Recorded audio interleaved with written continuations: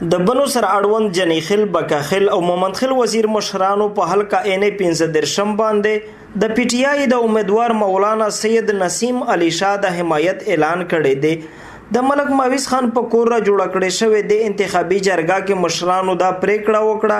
چې نور ازمایلی نه ازمایي. د 13 کالونو نه د بنو د اقتدار واګه د سو مخصوصو کسانو په لاس ورکړی دی، ول بیا هم د دوی سیمه هر ځل نظر انداز شوی ده. په دې موقع د جرګې مشر ملک ماویس خان وویل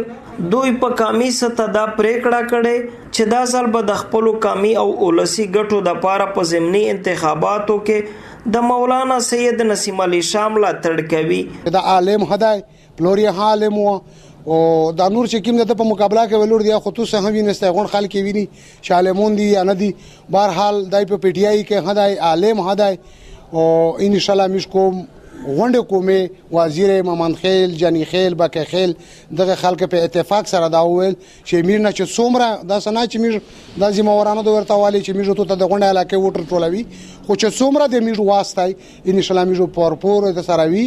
او دغه مشرونه غونډه ودا وکړه او ان شاء الله د سره دا مشرون وی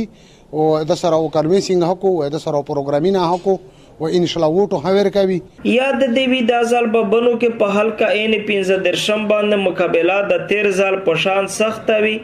ځکه چې د جمعیت العلماء اسلام فضل الرحمن د ډلې امیدوار زاهد اکرم خان دورانی د پی ټی آی په ټیکټ ولاړ مولانا سید نسیم علی شاه او د پی ټی آی سره تعلق لرونکو آزاد امیدوار ملک نصر خان شپه ورځ کور په کور کنوینسینګ شروع کړی دی او درې واړه مضبوط امیدواران خو دلی شي.